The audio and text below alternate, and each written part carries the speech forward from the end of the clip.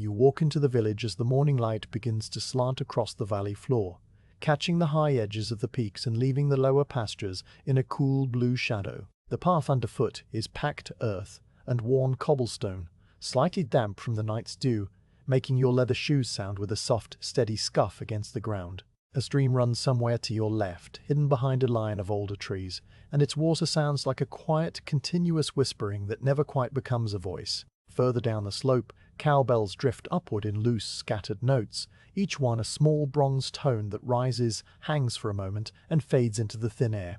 The village is a collection of stone and timber houses with low, steep-pitched roofs, their wooden balconies holding small pots of red geraniums, and the whole settlement seems to be still half asleep under the cool thinness of the early summer sky, crossed here and there by a few high clouds that hardly move. You are a roofer, and you have come to this place because the church spire needs new slate, a fact you have known for some weeks now since the word came down the valley with a travelling merchant who described the old shingles cracking and letting in moisture during the spring melt. On your back is a wooden frame pack loaded with neat bundles of grey slate tiles, their edges wrapped in burlap to keep them from chipping against one another, and the weight settles across your shoulders with a familiar pressure that has become part of your working life. In your right hand you carry a heavy leather bag that holds your tools, the strap crossing your chest and the bag bumping gently against your hip with each step.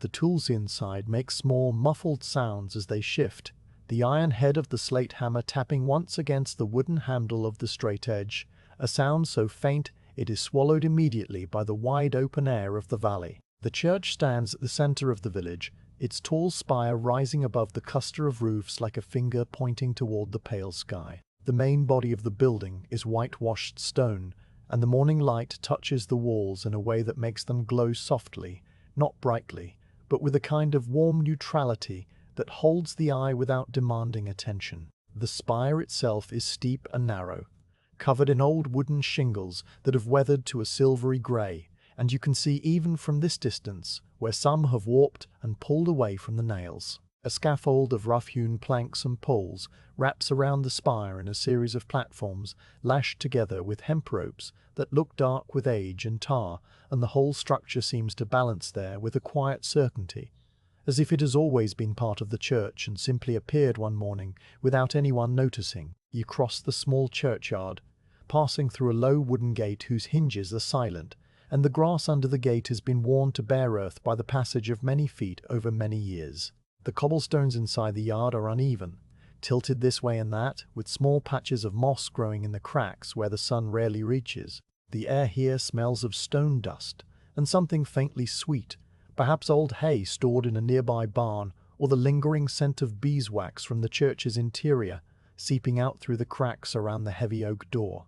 You pause for a moment at the base of the spire and set down your pack, the wooden frame creaking once as the weight leaves your shoulders.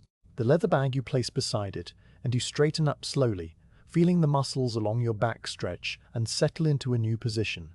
The village priest appears from the side door of the church, a figure in a plain dark cassock with a rope belt tied at the waist. He is an older man with a face that has been shaped by wind and patience, and he does not speak to you, but simply nods once, a slow inclining of the head, before raising his hand and pointing with two fingers toward the scaffolding that rises above you, both. His gesture is clear and carries no impatience, only the quiet acknowledgement that the work waits and the weather window will not stay open forever. You return the nod and watch as he turns and walks back into the dim interior of the church, the door closing behind him with a soft, heavy thud that resonates once through the stone walls and then is gone. Now you stand alone in the churchyard with the spire above you and the valley spreading out behind, and you let your eyes travel upward along the steep lines of the roof. The angle is perhaps 60 degrees, steep enough that you will need to use the safety ropes already looped through iron rings set into the stone, and you note this calmly, adding it to the mental list of small precautions that make up the day's work. The old shingles are cracked in long vertical splits, and some have lost their lower corners where water dripped and froze over many winters, leaving gaps through which you can glimpse the dark wooden sheathing underneath. You begin to mentally trace the path each new slate tile must follow, starting at the lowest course and working upward in overlapping rows, each one overlapping the one below by a hand's breadth. each one nailed twice with copper nails that will not rust, each one cut to fit the tapering shape of the spire as it rises toward its point. This mental tracing is not hurried, it unfolds in your mind as a simple, logical sequence, like water finding its way down a gentle slope. The tools in your bag you will arrange later on the first platform: the slate hammer with its curved spike for punching clean holes, the slate cutter like a heavy blade fixed to a wooden base, the length of chalk string for marking straight lines, the leather pouch of square-shanked copper nails, and the wooden straight edge worn smooth along its length. Each of these objects has a specific weight and texture in your hands, learned over years of repetition, and you know them, the way a miller knows the sound of his millstones. But for now they remain in the bag, and you simply stand there feeling the cool, thin morning air on your face, hearing the faint sound of a baker's oven being opened somewhere down the lane, a soft clatter of iron on stone, followed by the distant, muted smell of fresh bread, carried on a breeze so slight it barely moves the leaves of the linden tree in the corner of the yard. The village is waking slowly around you. From somewhere beyond the churchyard wall comes the low murmur of a woman's voice calling a child's name, not urgently, just once, and the child's answering call from further up the hillside. A bright sound that drops away into the general quiet. A dog trots across the cobbled lane, its nails clicking lightly, and disappears into a narrow passage between two houses without a bark. The stream continues its endless, patient sound, and the cowbells still drift upward from the unseen pastures, sometimes overlapping in a soft cluster of notes, sometimes falling silent for a long breath before a single bell rings out alone and then stops. The sky remains clear except for those few high clouds that have moved no more than a hand's width since you first looked up at them, their edges curling slowly in the upper winds. You cannot feel down here. You turn your attention back to the spire and begin to walk slowly around its base, studying the way the scaffolding has been erected. The main upright poles are young fir trunks, stripped of bark, their surfaces ridged with the marks of the drawknife, and they are set into the ground inside heavy wooden blocks that prevent them from sinking into the soil. The horizontal planks are rough sawn and wide enough to stand on comfortably, though you know from experience that they will creak and shift slightly under your weight.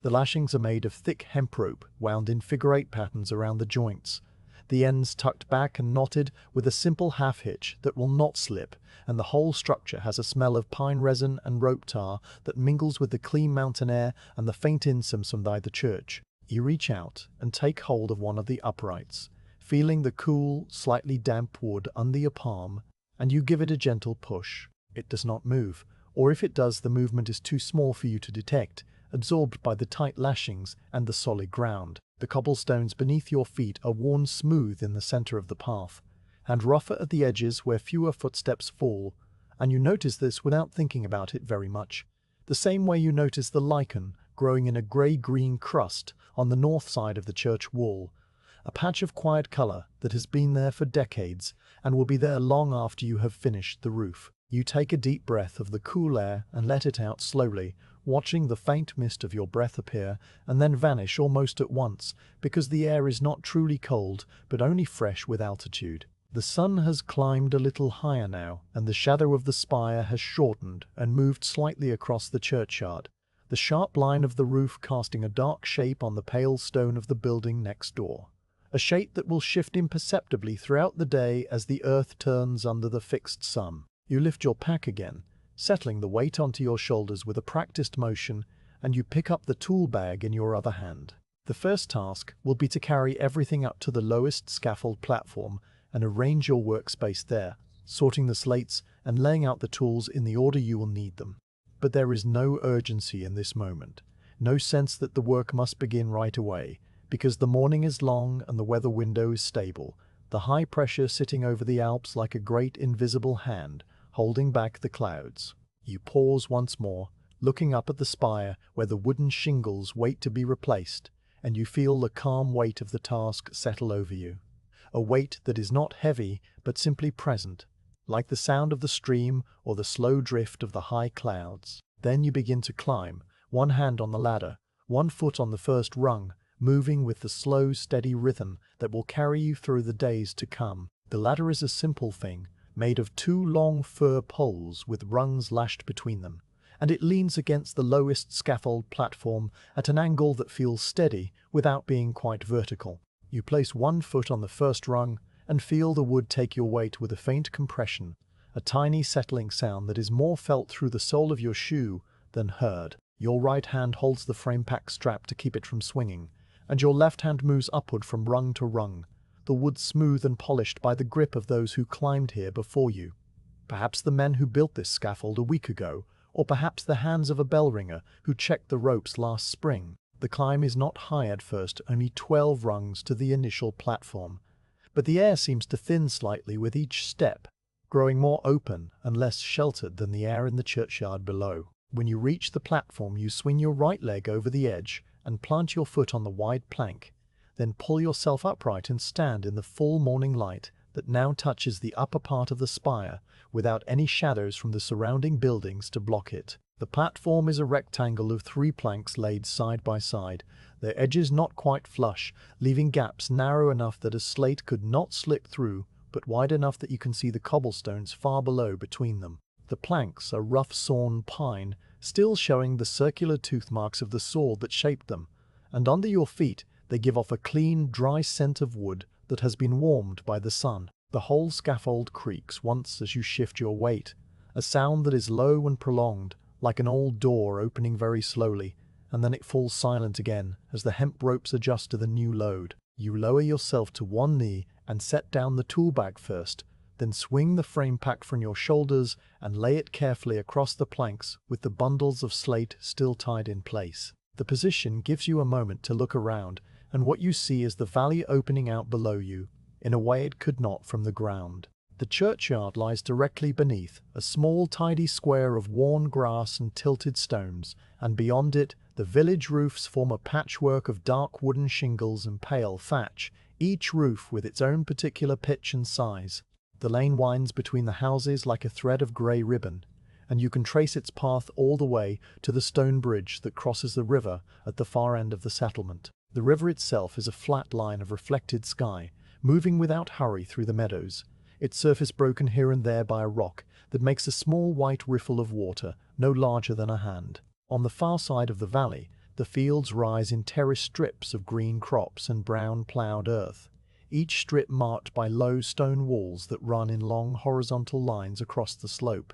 Above the fields the forest begins, a dark band of spruce and fir that climbs until it thins out near the tree line, and above the tree line there is only rock and the scattered patches of old snow that have survived the spring melt, clinging to the highest north-facing hollows with a stubborn, patient whiteness. You let your gaze rest on this view for a long minute without naming any of its parts, simply taking it in as a single wide image of light and distance, and then you turn back to the task at hand.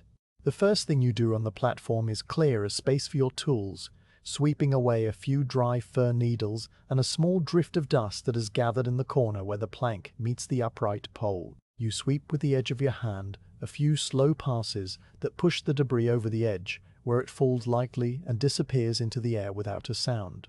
Then you open the leather tool bag and begin to lay out each item in a row along the plank closest to the spire, arranging them from left to right in the order you will use them.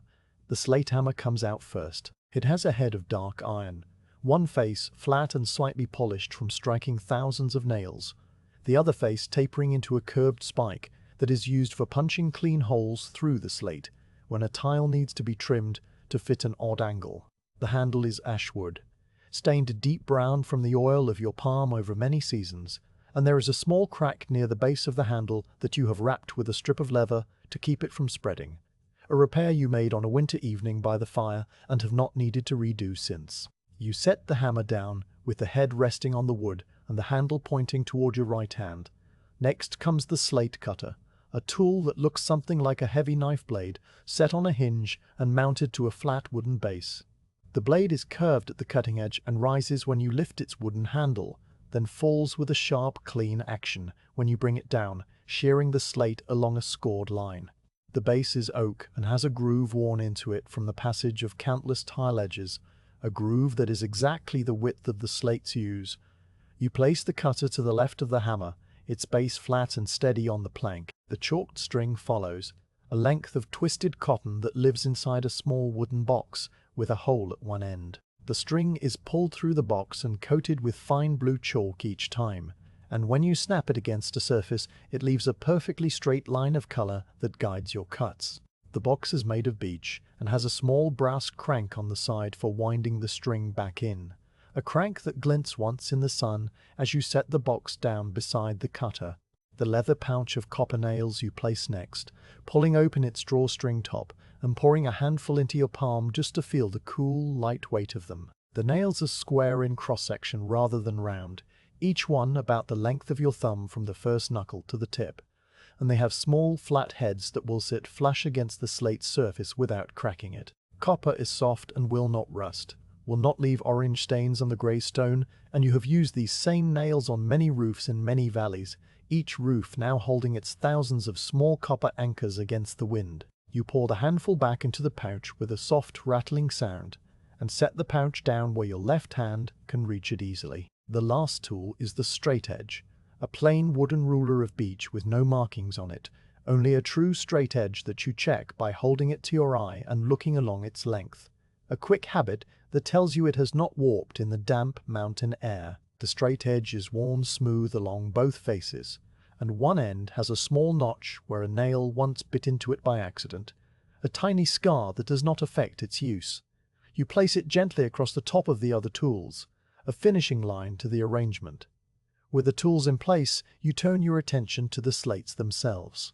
You untie the burlap wraps from the frame pack and begin to sort the tiles by thickness, because a roof must have the thicker slates at the bottom and the thinner ones at the top to shed water properly and to keep the weight balanced. Each slate is a rectangle of fine-grained grey stone, about the length of your forearm and the width of an open hand, with a slightly beveled lower edge that will let water drip cleanly from one tile to the next without creeping back underneath.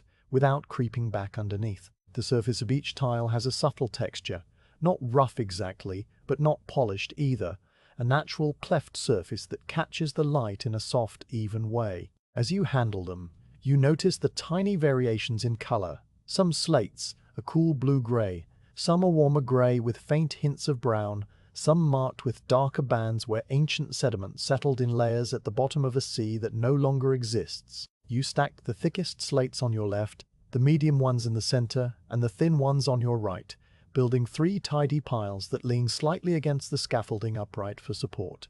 The work of sorting takes time, and you do not hurry it. The sun has climbed higher while you worked, and now it touches your shoulders with a warmth that feels pleasant rather than hot, a gentle reminder that the day is progressing at its own steady pace. Somewhere below you the village sounds continue, the same occasional voice and the same distant clatter of a door, and the cowbells still drift up from the pastures, though now they are fainter as the herd moves further up the slope. A bird passes close to the spire, a swift with long curved wings, and it cuts through the air without a sound, banking once around the copper weather vane at the very top before sliding away down the valley and vanishing into the distance. You stand up from your kneeling position and feel your knees pop softly, a small release of pressure that is neither painful nor notable, just a fact of the body after a period of stillness. You walk to the edge of the platform and look down at the village one more time, noticing now a thin trail of smoke rising from the baker's chimney, a pale grey column that rises straight up for a short distance before the upper air catches it and bends it gently toward the east. The smoke disperses gradually into nothing, and you follow it with your eyes until it is gone. Then you turn back to your workspace. The old shingles on this lowest section of the spire are within arm's reach now, and you study them more closely than you could from the ground. They are split and cut by years of weather, some bent upward at the corners, like the pages of a book left open in a damp room. The copper nails that hold them have turned a dark brown-green, the color of old bronze, and in some places the nail heads have pulled right through the wood, leaving a small round hole that lets in a needle of light from the open air beyond. You touch one of the old shingles and it shifts slightly under your fingers, loose enough that you could pull it free with very little effort. This is what you will begin doing soon, stripping away the old damaged layer to make way for the new slate, but not yet, not in this moment. For now you are still in the stage of preparation, the quiet gathering of things into their proper places. The bell inside the church tower rings out a single note, the hour being struck with the slow, deliberate pull of a rope by the priest's hand somewhere in the dimness below you. The sound travels up through the stone walls and the wooden beams, vibrating through the scaffold planks into the soles of your feet. A low bronze wave that spreads outward into the valley and then fades, leaving behind only the memory of its tone hanging in the air like the afterimage of light when you close your eyes. You count the hour without thinking about it very much, and note that the morning is passing in a way that feels both slow and effortless, the minutes dissolving into the next task without any friction or hurry. You take up the slate hammer and turn it over in your hands once, feeling the familiar weight of it, the way the balance point is slightly forward of the grip, making it easy to swing with a controlled short arc that requires no great force. You test the spike on a scrap piece of slate that you have brought up for this purpose, pressing the point against the surface and giving it a light twist, and the slate chips away in a small neat circle, leaving a clean hole. Satisfied, you set the hammer down and reach for the chalked string, pulling a length of it from the box and winding one end around your finger. You will need to mark a level line across the old shingles to guide the first course of new slate, and you stretch the string between your hands, feeling its slight elasticity, the fine blue dust of the chalk coating your fingertips. But before you begin to mark and strip and nail, you pause one more time and let your hands rest on the edge of the platform, your eyes looking out across the valley that has grown no less beautiful in the time you have been standing here. The high clouds have drifted a little further to the south, their shadows passing slowly over the dark forest, and the snow patches on the peaks still hold the morning light in a way that makes them glow against the pale sky. The air is clean and thin and carries no scent, but the wood and rope of the scaffold and the very faint, intermittent sweetness of the meadow flowers far below. You breathe it in and let it out, and then you lift the hammer again, ready now to begin the first quiet marks that will guide the day's work forward into the long, unhurried afternoon. The old shingles come away with very little resistance, their wood dried by decades of sun and split along the grain so that a single pull from the slate hammer's spike is enough to free each piece from its nail. You work along the lowest section of the spire in a slow arc from left to right, loosening the bottom edge first and then lifting the shingle upward until it disengages from the course above it, a motion that becomes smooth and automatic after the first few repetitions. The removed shingles you stack on the far side of the platform, building a neat pile of weathered wood that smells of dust and old resin and the faintest trace of incense that has drifted up from the nave over countless services. As each piece lifts away, it reveals the dark tarred boards beneath, a layer of sheathing that looks sound and dry, with no sign of rot or water staining, which means the new slate will have a solid base to rest upon. You run your palm over the exposed surface and feel the slight grain of the wood, the texture of the tar paper that has stiffened with age into a crust that crackles faintly under your touch. The morning light, now stronger and more golden, falls across the stripped section and warms the dark boards quickly, and you can smell the tar beginning to soften just a little, a scent that is heavy and not unpleasant, like the air around a shipyard on a hot day. With the old layer cleared from a width of perhaps 3 feet, you take up the chalked string and measure the distance up from the scaffold plank to where the first course's top edge will sit, using the straight edge as a guide and marking the spots with a small scratch of the hammer's spike. Then you stretch the string across the face of the sheathing, pulling it taut between your left hand at one end and your right hand at the other, and you lift the string a finger's width from the surface before releasing it with a quick snap. The string strikes the wood and leaves behind a perfectly straight line of fine blue powder, a line that will tell you where to place the upper edge of each slate in this first row. You wind the string back into its box slowly, watching the crank turn and the blue dusted cord disappear into the dark interior, and then you set the box aside and turn to the stack of the thickest slates you sorted earlier. You kneel down on the platform, positioning your knees on a folded burlap sack that you have placed for comfort, and you take the first slate from the pile, lifting it with both hands because these base course tiles are heavier than the ones that will go higher up. The slate is cool and smooth along its edges, and you turn it over in your hands to find the side with the slightly beveled lower lip, a subtle angle that is almost invisible to the eye, but which your fingertips detect immediately as a faint change in the surface plane. This bevel must face outward and downward so that any rain striking the roof will slide from one tile to the next without being driven sideways by the wind into the gap beneath. You hold the slate in your left hand and position it against the sheathing so that its lower edge projects just past the bottom of the old roof line, an overhang of about 2 inches that will shed water clear of the tower's stonework. The chalk line registers near the top of the tile, exactly where it should, and you hold the slate steady with the flat of your palm while your right hand reaches for the leather pouch of nails. A single copper nail is selected, its square shank cool between your thumb and finger, and you place the tip into the pre-punched hole that is already in the slate, a hole made by the quarryman before the tile was shipped. You hold the nail lightly between your lips for just a moment while you adjust your grip on the hammer, a habit you have never tried to break, and then you take the nail back, set it firmly into the hole, and raise the hammer. The first tap is light, just enough to start the nail into the wood without cracking the slate, a small metallic tick that is more a surface sound than a deep one. You check the slate's position one more time, your eye running along the chalk line, and then you deliver the second tap, a firmer stroke that drives the nail home until its flat copper head sits snugly against the grey stone. The sound is a crisp, muted click, and the slate becomes suddenly solid, fixed in place, no longer a loose object in your hand, but a part of the spire's new skin. You drive the second nail in the same way, positioned a hand's breadth to the right of the first, and the sound is identical, a soft tap-tap that fades immediately into the open air. Then you run your thumb along the top edge of the fixed slate, checking that it is flush with the sheathing and that the chalk line is still true. It is.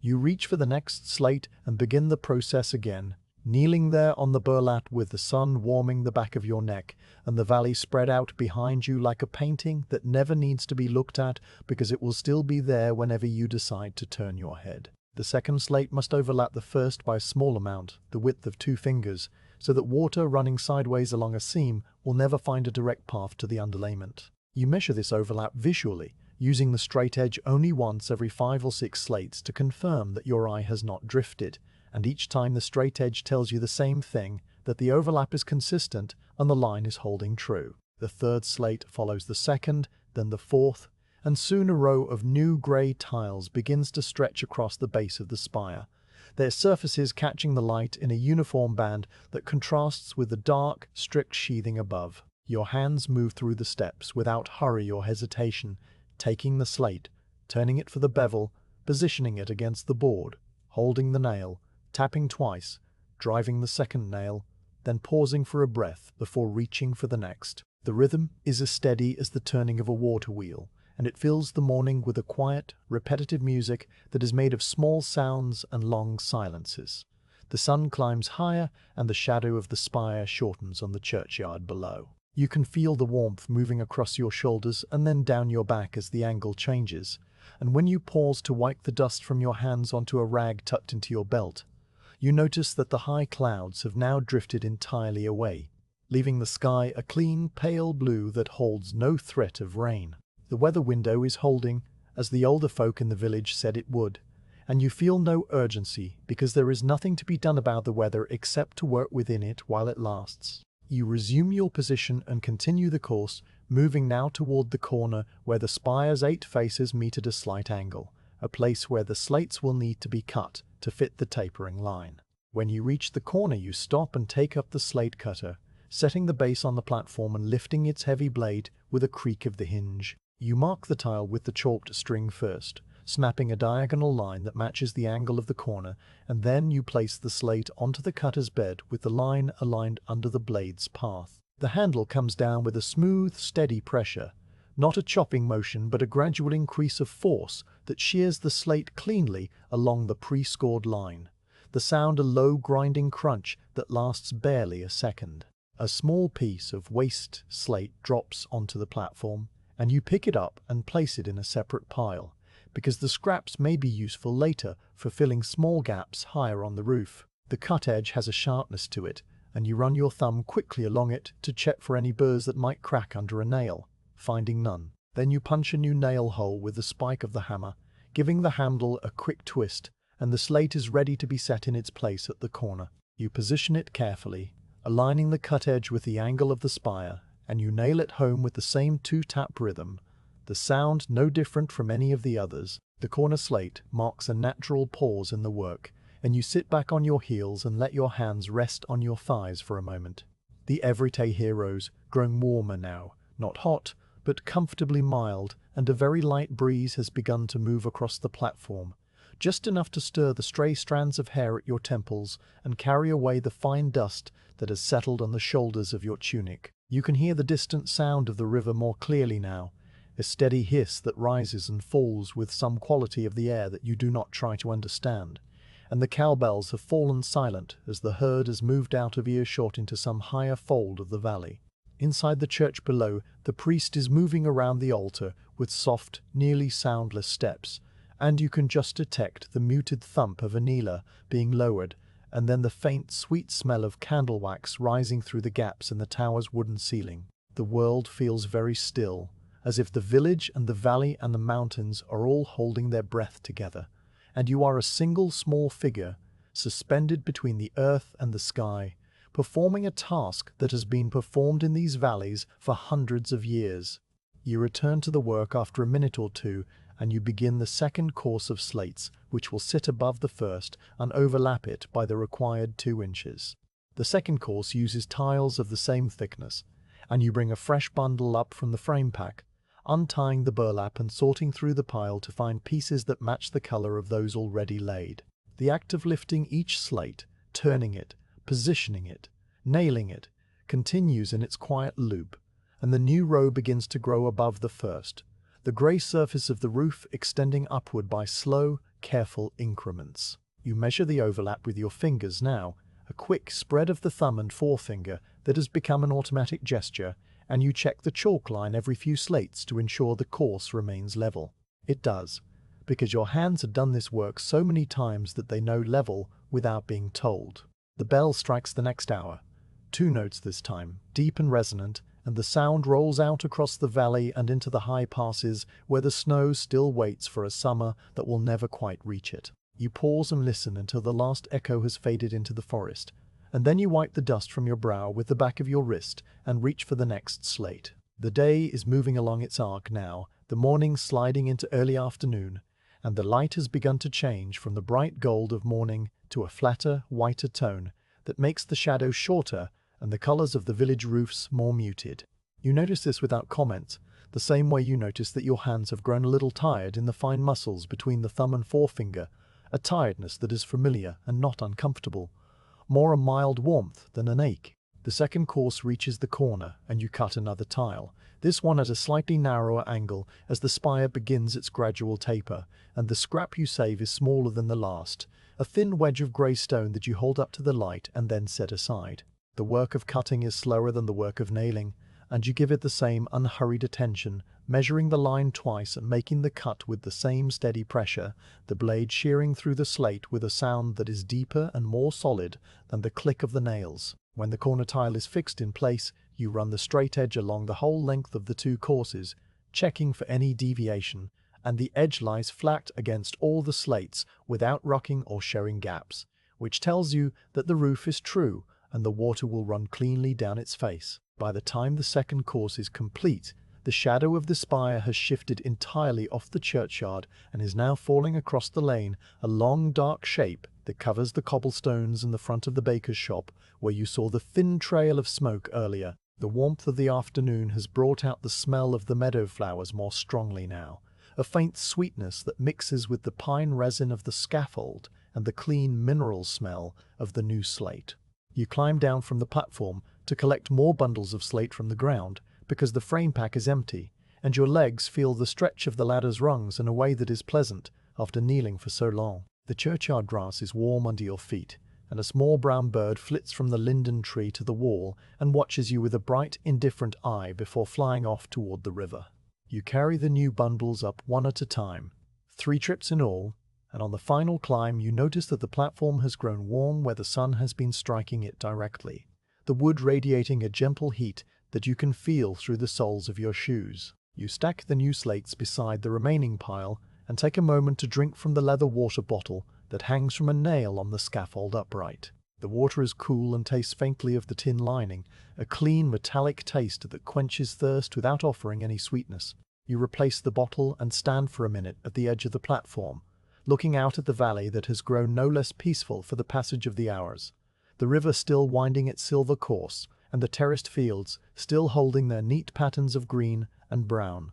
Nothing has changed, and nothing needs to change, and you turn back to the spire with the same calm readiness that you have carried since the morning.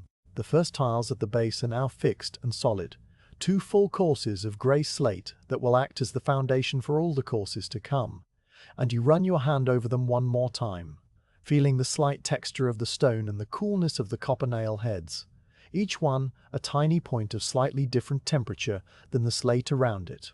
The work is good, and you do not need anyone to tell you that, because the straight edge has already told you, and your hands have told you, and the quiet satisfaction of the thing is enough. You kneel again and pick up the next slate, and the rhythm resumes, the same steady loop of measure and nail and a line, carrying the day forward into the wide, unhurried afternoon. By the middle of the afternoon, the first 2 courses have set firmly into the sheathing, and the time has come to move upward onto the second scaffold platform, which is lashed against the spire about 8 feet above the first. You gather your tools into the leather bag, leaving the straight edge out for the moment, and you climb the narrow ladder that connects the lower platform to the upper one. A shorter ladder of only 6 rungs that is tied to the uprights with extra turns of hemp rope to keep it from shifting. The climb is quick, and your body adjusts to the new height without any particular thought, the muscles of your legs doing what they already know how to do. When you step onto the second platform, you notice immediately that the plank here is narrower than the one below, only 2 boards wide instead of 3, and the space around you has opened further so that you feel more suspended in the air than before. The valley seems larger now, the roof of the church having fallen away beneath your feet, and you can see over the tops of the village houses to the full sweep of the meadows and the far dark line of the forest. The air moves a little more freely at this height, a soft current that brushes past your cheeks and then falls still for long intervals before stirring again. The angle of the spire here is noticeably steeper than it was at the base, and you can feel the difference in the way your body must lean forward just slightly to keep your balance when you kneel. You reach for the safety rope that hangs from an iron ring set into the stonework above your head, a rope of twisted hemp about as thick as your thumb, and you pass it around your waist and tie it with a simple knot that will hold your weight but release with a single pull if needed. The rope settles against your lower back with a light pressure, a constant reminder of the height without being uncomfortable, and you test it once by leaning back a few inches until you feel the knot tighten and the iron ring take the strain. The ring holds firm, the rope does not slip, and you are satisfied. Safety is not something you think about in words so much as a set of small automatic checks that have become as routine as the nailing itself. And once the checks are done, your mind moves on. The old shingles at this level are in slightly better condition than those at the base, having been less exposed to the splash of rain bouncing up from the lower roof. But they are still cupped and cracked in places, and you strip them away with the same methodical motion you used below. Each shingle lifts off and is added to a new pile that you will lower down later, and the dark sheathing emerges again, dry and solid under its layer of tarred paper. You chalk a new guideline at the correct height for the third course, snapping the string with a crisp, clean motion that leaves a line of blue powder across the boards.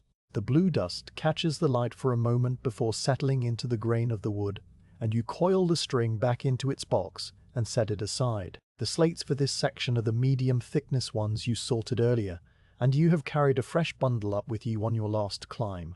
The burlap wrapped stack now resting against the scaffold upright, with its rope ties loosened. You select the first tile and begin the third course, the same sequence of motions but now with the slight adjustment of working on a steeper pitch. Your left hand holds the slate in position while your right hand reaches for a nail, and you notice that the angle makes the slate want to slide downward on its own, a gentle gravity that you counteract by pressing just a little harder with your palm. The copper nail goes in with the same 2-tap rhythm, and the slate becomes fixed and stable, a small grey rectangle that now forms part of the widening roof. The rhythm of the work settles around you like a familiar garment, and the afternoon passes in the quiet repetition of slate after slate. From time to time, you descend the ladder to bring up more bundles.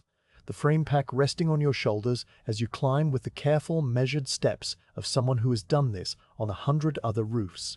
The weight of the slates presses the pack straps into your shoulders, a sensation that is neither painful nor pleasant, but simply present. A fact of the task that you acknowledge and then release. On one of these trips, you pause at the lower platform to drink again from the leather water bottle, and you notice that the water has grown slightly warmer from sitting in the sun. The coolness of the morning spring now faded to a mild temperature that is still refreshing. You look out across the valley and see that a few more clouds have formed over the peaks.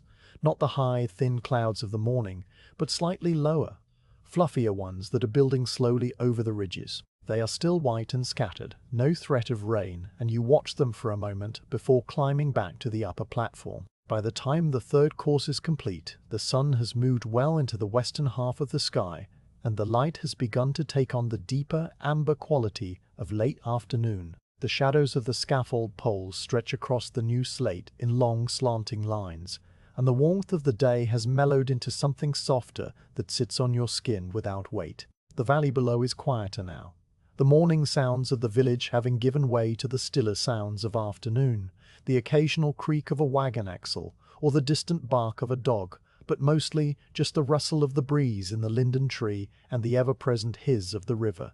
You have worked through the day without any sense of hurry, and the spire has grown by 3 neat courses of grey slate, a visible accumulation of small, patient actions. You finish the corner tile for the third course, making the cut with the slate cutter and punching the nail hole with the spike of the hammer, and then you sit back on your heels and let your hands rest on your thighs. The muscles in your forearms are warm and slightly tight, and you flex your fingers a few times to release the tension, feeling the knuckles pop softly one after another. The rope around your waist has settled into a comfortable position, and you look up toward the top of the spire, which still rises a long way above you, tapering to its point where the copper weather vane catches the late sunlight and glints once, a small bright wink that lasts only a second. There is much work still to be done, many courses of slate yet to be laid, and the window of good weather will hold for as long as it holds, which is not something you can know or influence. You accept this without struggle, the way a stone accepts the river flowing over it, and after a minute you stand up and stretch your back, reaching your arms overhead and feeling the vertebrae separate gently with a soft, satisfying release. Before descending for the day, you run the straight edge over the 3 completed courses, checking the flatness of the roof from bottom to top. The edge rests evenly across all the slates, and the slight overlap between each course has created a uniform stepped surface that will shed water cleanly. Your thumb traces the copper nail heads as you go, feeling each small, square bump under the pad of your finger, and you note that every nail is seated properly, none protruding or sunk too deep. The roof is true, and you feel the quiet confirmation of this fact settle somewhere in your chest, a small, wordless satisfaction that asks for no audience. The bell in the tower rings the hour, and you count the notes, realizing that the afternoon has passed into early evening without you having marked the transition. The light is now a deep gold that catches the edges of the village roofs and makes the river glitter in a long, winding line. You untie the safety rope and coil it neatly on the platform, ready for the next morning, and you gather your tools into the leather bag, wiping each one with the rag before putting it away. The hammer receives a quick rub along its head and handle, the cutter's blade is cleaned of slate dust, the chalk box is closed and its string wound tight. Each tool goes into the bag in the same order it came out, and you cinch the top closed and sling the strap over your shoulder. The descent is slower than the climb because your legs are now tired in a deep, steady way that makes you place each foot with extra care on the rungs. You step from the upper platform to the ladder, then from the ladder to the lower platform, then down the long ladder to the churchyard, and when your feet touch the worn cobblestones you feel the solidity of the ground in a way you did not feel it this morning. The earth seems to press back against your soles with a gentle, reassuring firmness, and you stand for a moment, simply feeling that contact, the weight of your body now fully returned to the horizontal world. The churchyard is in shadow now, the spire blocking the lowering sun, and the air is cooler here than it was on the scaffold, a freshness that carries the scent of the meadow and the faint, distant smell of wood smoke from the village chimneys. You stack the leftover slate bundles neatly against the wall of the church, cover them with an oiled canvas sheet in case the night brings any dampness, and you place your tool bag beside them under the same cover. Your frame pack hangs empty from a wooden peg that someone has driven into the mortar of the church wall, perhaps years ago, and you note that the peg is worn and dark with age, but still holds. The small tasks of tidying the worksite are as much a part of the day as the nailing and cutting, and you perform them with the same slow attention, not rushing toward rest, but simply completing what needs to be completed before the evening settles fully over the village. When everything is in order, you walk across the churchyard to the low gate and stand in the lane for a moment, looking back at the spire. The lower portion is now clad in new slate, a band of uniform grey that catches the last angled light, and above it the old wooden shingles still wait, their silvery colour marked by cracks and gaps. The contrast is a record of the day's progress, a visible measure of the hours you have spent on the scaffold, and you look at it without pride or dissatisfaction, merely noting it as a fact, the way the river notes the rocks in its bed. A few swallows are darting over the churchyard, chasing insects in the cooling air, and their flight is quick and silent, small dark shapes that loop and turn with a precision that seems effortless. You watch them for a minute, and then you turn and walk slowly down the lane toward the inn, where you have taken a room, your footsteps quiet on the cobblestones, the evening settling around you like a soft grey blanket, drawn up over the valley for the night. The morning of the second day arrives with a stillness that seems even deeper than the day before, as if the valley has not yet fully woken from its night's rest. You step out from the inn into the lane and find the air cool and motionless, the cobblestones damp from a light dew that has settled in the hours before dawn. The sky is a pale, even blue, without a single cloud, and the mountains stand against it with an unusual clarity, every ridge and gully sharp as if cut from paper. You shoulder your empty frame pack and pick up the leather tool bag from where it sat beside the door, and you walk through the quiet village with the same measured pace as yesterday, your shoes making soft, familiar sounds on the stones. The baker's chimney is already sending up a thin column of smoke, but the door is still closed, and no one else is stirring in the lane.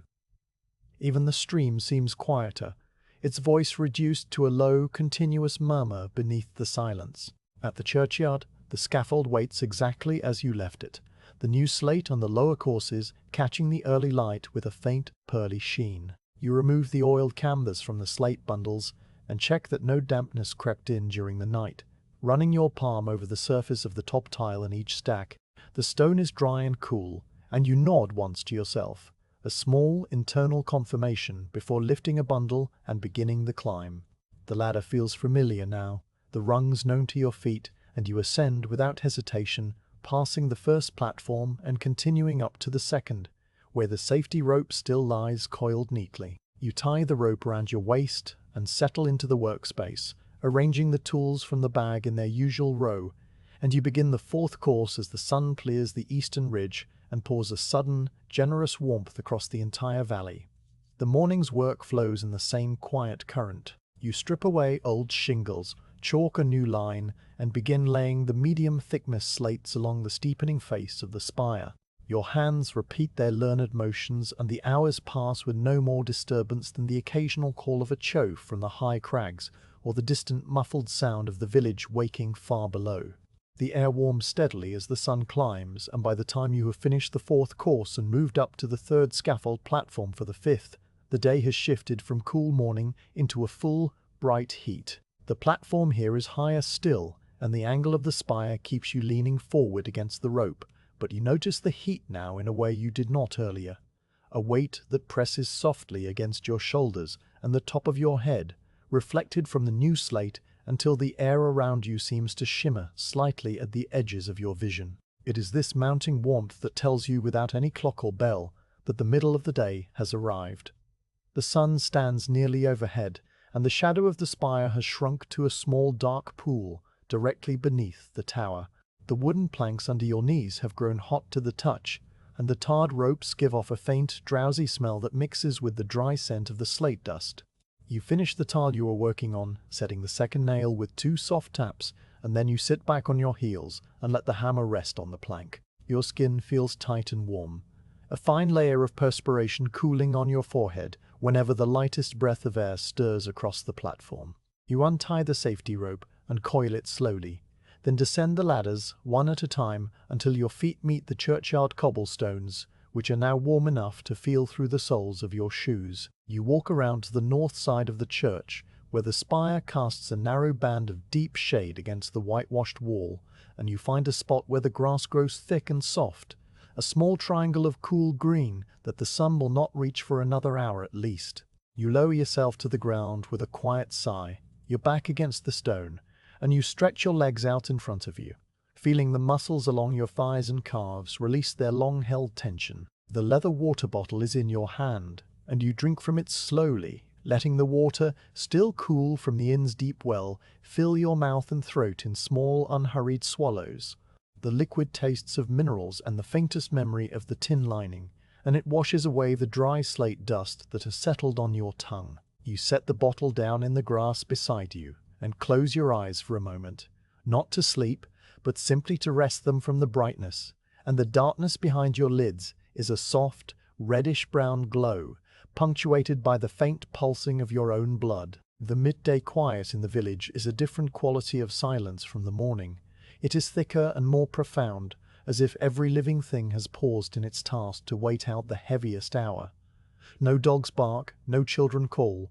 The stream itself seems to flow more softly. Even the cowbells, which you had grown accustomed to hearing in the distance, have stopped entirely, the herd lying down in some high, shady gully to chew its cud. The only sound is the very occasional creak of a roof timber expanding in the heat, a single, low note that rises and then fades, leaving the silence deeper than before. You open your eyes and look out across the churchyard, and you see the heat shimmering above the cobblestones in the lane, a transparent rippling that makes the far wall of the baker's shop seem to dance slightly, though you know it is perfectly still. You reach into the cloth sack you brought with you this morning and take out the food you packed at the inn. A heel of dark rye bread, dense and heavy, with a crust that crackles when you break it. A small wedge of hard mountain cheese, pale yellow and slightly crumbly at the edges, smelling of the high pasture grass where the cows grazed last summer. And a handful of dried apple rings, leathery and sweet, their surfaces dusted faintly with cinnamon from the innkeeper's pantry. You eat without haste, tearing off small pieces of bread and cheese and chewing them slowly, the flavors blending in your mouth with a simple, earthy satisfaction. The apple rings you save for last, and you eat them one at a time, letting each piece soften on your tongue before you swallow.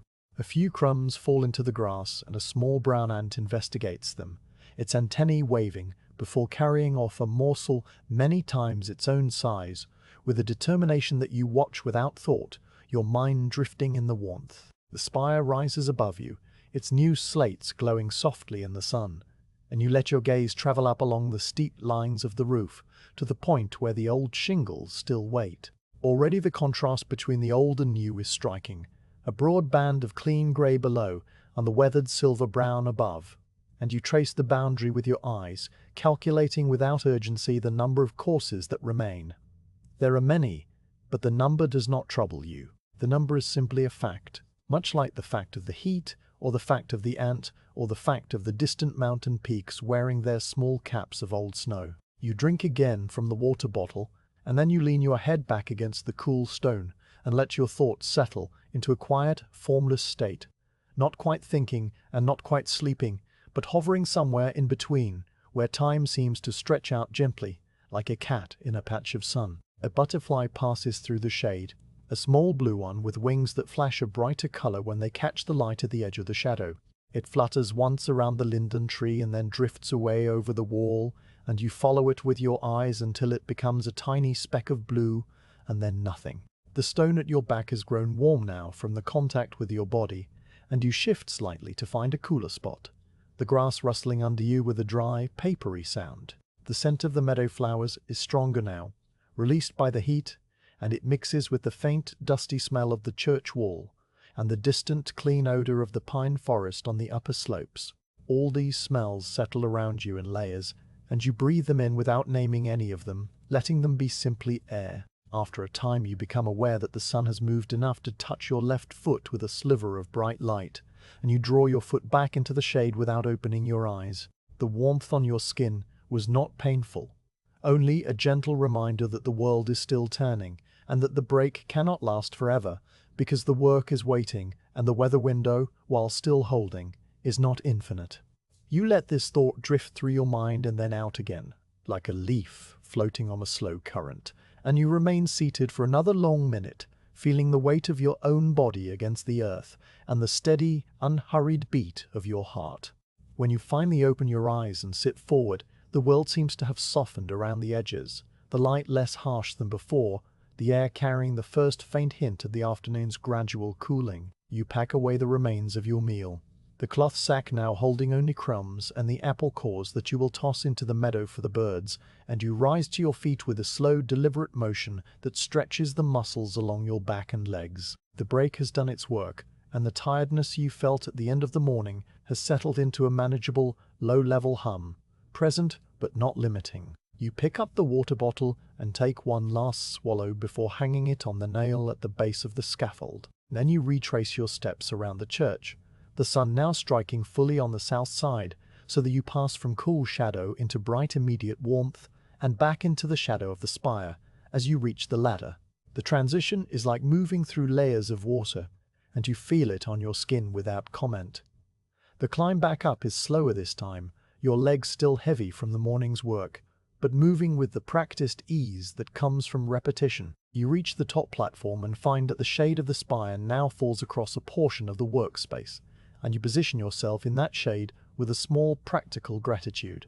The tools are exactly where you left them, and you take a moment to let the breeze, which has picked up slightly, cool the back of your neck before you kneel down and retie the safety rope. The slate you were working on before the break is still in place, held by a single nail, and you pick up the hammer and drive the second nail home with the familiar two-tap rhythm, the sound as crisp and clean as it was in the early morning. The rhythm reasserts itself in your hands, and the afternoon's work begins in the same steady, unhurried flow, the heat now a gentle, accepted presence rather than an intrusion, settling around your shoulders like a well-worn cloak. The hammer rises and falls with the steadiness of a slow heartbeat, and the afternoon settles into a rhythm so deep and unbroken that the hours begin to lose their separate identities, merging into a single, continuous flow of work. You kneel on the warm planks of the third platform, the safety rope loose around your waist, and you lay slate after slate along the sixth course, each tile finding its place with the same quiet certainty as the one before. Your hands have become so accustomed to the motions that they seem to operate on their own, requiring only the lightest attention from your mind, which drifts in a calm, watchful state somewhere between alertness and reverie. The sun pours down from the western half of the sky, and the light has begun its slow transformation from the white gold of midday into the deeper, honeyed tones that signal the approach of evening. The slates on this section of the spire are slightly thinner than those below, and they feel lighter in your hand, easier to position and nail. You take each one from the stack on your left, turn it to find the beveled edge, seated against the sheathing with the proper overlap, and hold it steady while your right hand reaches for a copper nail from the leather pouch. The nail goes into the pre-punched hole, and the hammer delivers its two soft taps, a sound so familiar now that it barely registers as separate from the other sounds of the platform, the creak of the wood, the rustle of your tunic when you shift your weight, the distant hiss of the river that has been there all day and will be there all night. You drive the second nail, check the alignment with a quick glance along the chalk line, and then reach for the next slate, the motion flowing seamlessly from one tile to the next without any pause that feels like a break. The valley below has grown hazy in the afternoon light, a soft golden haze that blurs the edges of the houses and makes the river look like a ribbon of melted brass. The terraced fields on the far slope are tinged with amber where the sun strikes them directly, and the dark forest above them has taken on a bluish cast that deepens the higher it climbs toward the tree line. You notice these things without turning your head, catching them in your peripheral vision, the way you might notice the color of a wall while walking past it, and then your attention returns to the slate in your hand, the nail between your fingers, the smooth weight of the hammer. The work does not demand your focus, but it receives it anyway, a gentle, undivided attention that leaves no room for worry or hurry. The sixth course reaches the corner, and you pause to cut the angle tile, taking up the slate cutter and marking the line with the chalked string. The cutter's blade rises on its hinge and then falls with that solid grinding crunch that has become part of the afternoon's vocabulary of sounds. You punch the new nail hole, position the cut piece and fix it in place. The corner now clean and true, the two faces of the spire meeting at a crisp line that sheds the eye downward toward the valley floor. You run the straight edge over the row and find it level. The slight step of the overlap consistent from one end to the other, and then you sit back for a moment and wipe the dust from your hands onto the rag tucked into your belt. The dust is fine and grey, and it clings to the moisture on your palms, coming away in small dark streaks that you rub between your fingers until the skin feels dry and smooth again. The bell in the tower strikes the hour, its deep bronze note rolling out across the valley and then pulling back into itself, leaving only the faint vibration that travels through the stone and into the planks beneath your knees. You count the notes without really counting them, the number settling somewhere in the back of your mind, and then you return to the work as if the bell had never rung. The seventh course begins above the sixth, and you move the chalk line upward and snap it again, the blue powder marking the new path that the slates will follow. The pile of medium thickness tiles on your left is growing smaller now, and you will need to descend soon to bring up more bundles, but not yet, not until this course is finished. Your hands have begun to feel the day's work in a deeper way, the fine muscles between the thumb and forefinger carrying a warmth that is not quite fatigue, but something closer to a low, steady hum of effort. You flex your fingers every few slates, stretching them out and then curling them back around the hammer's handle, and the motion keeps the warmth from settling into stiffness. The skin on the pants of your fingertips has grown slightly numb from the repeated vibration of the hammer striking the nail heads, a sensation you recognize from many previous roofs, and you know that it will fade by morning, replaced by a sensitivity that is almost pleasant, as if the nerves have been gently polished. You do not think about this very much, but your body records it, the same way your body records the angle of the sun and the temperature of the air and the slight, persistent pressure of the safety rope against your lower back. The afternoon light deepens further, shifting from honey to amber, and the shadows of the scaffold poles stretch longer across the face of the new slate. The warmth that pressed so heavily at midday has now relaxed into a gentler heat, one that carries the first subtle hint of the evening's coolness at its edges, like a cloth that has been warmed by the sun but has begun to release that warmth back into the air. A light breeze has risen from the valley floor, moving upward along the slope of the spire, and it touches your face with a freshness that is welcome without being cold. You smell the meadow flowers again, and also the distant scent of wood smoke that tells you the village women have begun to light their hearth fires for the evening meal. The smoke rises in thin, straight columns from a dozen chimneys, and the air carries it across the churchyard and up to your platform, where it mixes with the mineral smell of the slate and the faint, dusty scent of your own wool tunic. The seventh course is completed without any variation in the rhythm, each tile finding its place beside the last, each nail driven home with the same measured precision. You cut the final corner piece and nail it in, then run the straight edge along the row, watching the light pass through the narrow gap between the wood and the slate to confirm that the edge is true. It is true, and you set the straight edge down and roll your shoulders back, hearing the small, soft release of tension in the joints where your neck meets your spine. The view from this height has changed, as the light has changed. And now the valley is a study in long shadows and golden highlights, the river a mirror of polished copper, the distant peaks catching the last full sunlight on their snowfields, while the lower slopes have already fallen into a blue-grey dusk. You look at this for a moment, not thinking about it, but simply seeing it, and then you turn back to the workspace and begin to gather the scraps of cut slate into a pile at the edge of the platform. The pile of medium slates is nearly gone now, and you will need to bring up the thinner tiles for the uppermost courses, which will begin tomorrow. For today, the seventh course marks a natural stopping point, though you could continue if you chose to, and you consider this for a moment while tying the last scrap into a burlap bundle to lower down. The light is still good, the air still warm, but your body has begun to send the quiet signals that it is time to rest. Signals that you have learned to heed over the years because the work tomorrow will require the same steadiness as the work today, and nothing is gained by emptying the well before the water is needed. You decide without really deciding, and you begin the slow process of tidying the platform, returning the tools to the leather bag in their proper order, coiling the safety rope, and brushing the slate dust from the planks with a bundle of twigs that you keep for this purpose. The descent takes you past the completed courses, and you pause on each platform to check the work we did earlier, running your hand over the slate to feel the coolness of the stone and the smooth, flush heads of the copper nails.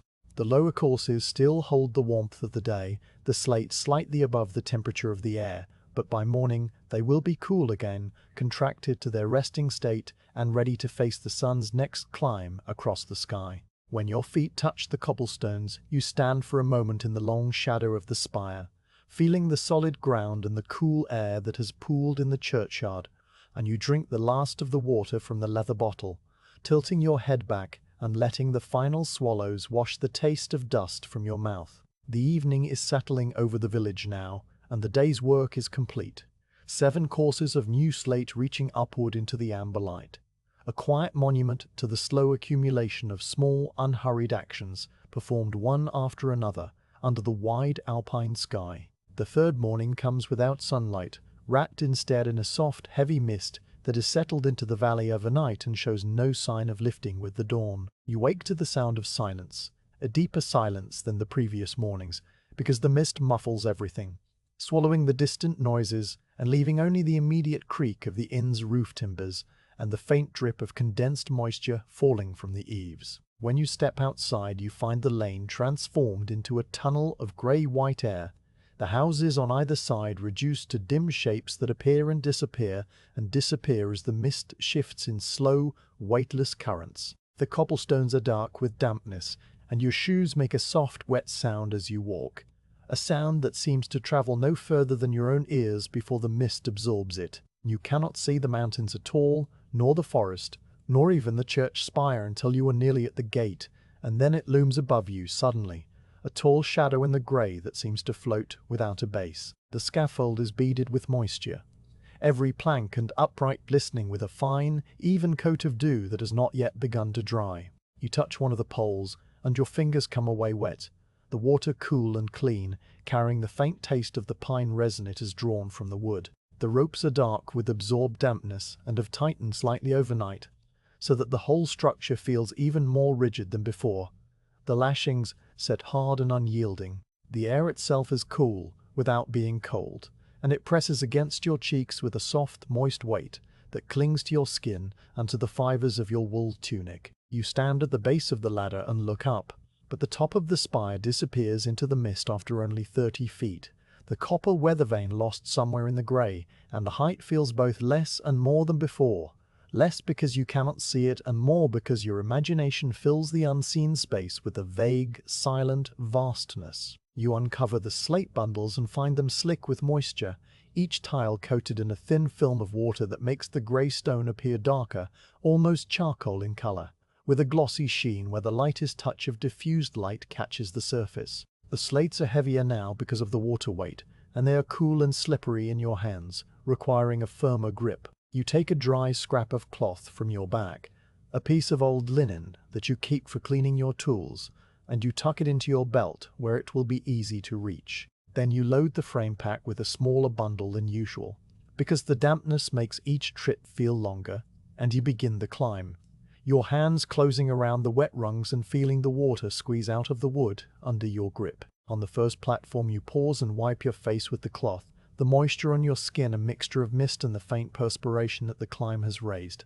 The platform planks are dark with water, and in the corners where 2 boards meet, there are tiny pools of collected dew that tremble with your movements before spilling over the edge and falling into the grey void below. You set down your pack and arrange the tools, but you place the cloth beside the slate pile now, because every tile will need to be wiped before it can be nailed. The chalked string you leave in its box, knowing that the blue powder will turn to paste in this wetness and smear rather than snap a clean line. Instead, you will rely on the straight edge and your eye for this day's work, measuring the course by the overlap and the feel of the slate against your fingers. The 8th course is where you left off, the sheathing above the 7th row still covered in old shingles that glisten with moisture. You begin to strip them away, and the wet wood comes up differently than before, softer and more pliant, the nails pulling out with a faint sucking sound as they release their hold on the damp fibers. The exposed sheathing beneath is darker than you remember, stained by the mist, and you press your palm against it to check for any deep saturation that might indicate a leak.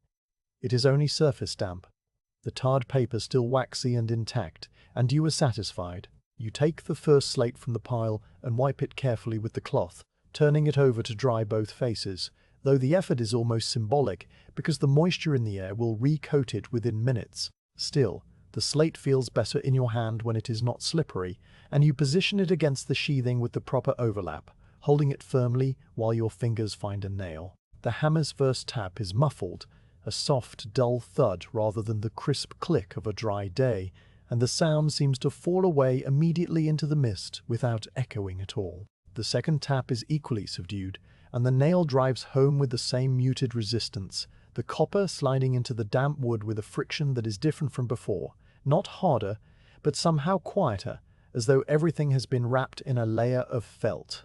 You drive the second nail and then wipe the next tile, the cloth already growing damp from repeated use, and you continue along the course with the same pattern, each step now accompanied by the small added gesture of drying the slate. This extra motion slows the rhythm slightly, stretches the space between each nail, but it does not break the flow, only alters it, like a stream that has widened and grown shallower without changing its direction. The mist is not still, but moves constantly in slow, rolling waves, sometimes thinning enough that you can see the roofs of the village below as pale grey shapes in a darker grey sea, sometimes thickening until even the scaffold uprights 4 feet away seem to waver and dissolve. With each pulse of thicker mist, the moisture on your face and hands increases, beading on your eyebrows and the fine hairs of your forearms, and you wipe your brow occasionally with the back of your wrist, a quick motion that smears the water rather than removing it. Your tunic has grown heavier, the wool absorbing the dampness slowly, and it carries a faint clean smell of wet sheep that is not unpleasant, only familiar. The rope around your waist is stiff with moisture, and the knot has swollen tight, though not so tight that you could not release it in an instant if the need arose. Somewhere far below and to the east, beyond the edge of the village where the meadows begin to climb, a cow lows once, a long, low note that rises out of the mist and hangs in the air for a full breath before fading. The sound is directionless, seeming to come from everywhere at once, and it carries a strange, mournful quality that is not sad so much as simply solitary, a single voice calling into the grey and receiving no answer. After it stops, the silence returns deeper than before, and you listen to it for a moment, the hammer resting in your hand, before you reach for the next slate. The mist has a way of making everything feel suspended, as if the world has paused in its turning and you are the only thing still moving, a small, steady point of activity in a vast, white stillness. The 8th course progresses slowly, each tile wiped and placed and nailed with the same patient care, and you find that you do not mind the dampness. It is not cold enough to chill your fingers, only cool enough to keep you aware of the air, and the extra attention required to handle the wet slates has sharpened your focus in a way that is not unpleasant. You notice details that you might otherwise have overlooked, the tiny crystalline sparkles in the slate where the moisture catches microscopic flakes of mica, the way the water beads along the edge of the copper nailhead before sinking into the stone, the slight, almost imperceptible hiss your breath makes as it passes through the moisture-laden air. These details come and go without demanding anything, small gifts of the grey morning, and you accept them with the same quiet attention that you give to the work itself. By the time the 9th course begins, the mist has settled into a stable density, neither thinning nor thickening, holding the world in a soft, neutral embrace. You climb down once to bring up more bundles, and the climb feels different in the wet. The ladder rungs slick under your shoes, so that you grip them with your toes and move more deliberately. On the ground you find that the oiled canvas over the remaining slates has collected a shallow puddle of water in a fold, and you tip it off carefully before lifting the next bundle. The churchyard grass is heavy with moisture and brushes against your ankles as you walk, leaving dark streaks on your leggings. The linden tree stands like a ghost in the corner of the yard, its leaves hanging limp and still, each one tipped with a single trembling drop of water that never quite falls. Back on the platform you resume the work, and the 9th course rises above the 8th with the same steady accumulation. You have fallen into the adjusted rhythm now, the wiping of the slate becoming as automatic as the nailing, and your body moves through the sequence without any friction. The mist has dampened not only the sounds, but also the smells, or rather it has changed them, so that the sharp scent of pine resin and the dusty smell of slate are overlaid by a clean, neutral wetness that has no odor of its own, but somehow makes all other scents more distant, as if you were smelling them through a layer of water. Occasionally the faint, sweet smell of the meadow breaks through, or the distant hint of wood smoke from a chimney that cannot be seen, and then the mist closes over these things again, and they are gone. You do not fight the moisture, nor do you welcome it. It is simply present, a condition of the day, no different in its way from the sun of the previous afternoon or the cool clarity of the first morning. The weather window still feels intact above you, a high pressure somewhere beyond the visible sky that holds back the true rain, and this mist is only the valley's own breath rising to meet the warmth that will eventually burn through. You trust this without thinking about it very much, the same way you trust that the iron ring in the stonework will hold your rope, or that the copper nails will not rust. The trust is built into your hands and your habits, and it allows you to work on through the grey hours without any need for reassurance. Sometime in the late morning, though you could not say exactly when, because the mist hides the sun's position, the quality of the light begins to change. The grey-white air brightens almost imperceptibly, taking on a luminous quality that is not yet sunlight, but something closer to the glow of a candle behind a sheet of parchment. The mist thins in slow stages, revealing first the top of the spire above your head, then the copper weather vane glinting softly, then the upper scaffold platforms that you have not yet reached. You pause and watch this unveiling without hurrying it, your hands resting on your knees, and you see the sky begin to show through in patches, a pale, washed blue that seems newly made. The village roofs appear next, still dark with moisture, and then the lane winding between the houses, and then the stone bridge and the river, which catches the first true ray of sunlight and flashes once. A quick, bright signal that the day is turning. By the time you have finished the 9th course, the mist has retreated to the far corners of the valley, lying in thin bands along the river and in the hollows of the lower meadows, and the world has emerged again into a fresh, clean brilliance. Everything glistens with the leftover moisture, every leaf and rooftop and blade of grass holding 1,000 tiny drops of water that catch the new sunlight and scatter it into miniature rainbows that appear and disappear as you shift your gaze. The air feels washed and cool, the warmth of the sun now returning to dry the scaffold planks and your tunic, and you can smell the pine forest on the slopes with a renewed sharpness, as if the mist has cleared your senses along with the sky. You wipe the last tile of the course one final time, though it is already beginning to dry on its own, and you nail it into place. The sound of the hammer now crisp and clear again, bouncing off the stone of the church and echoing once across the wet valley. The morning mist has long since burned away, and the day has opened into a clarity so pure that every sound seems to travel through the air with a special crystalline precision, as if the valley itself has been tuned to receive them.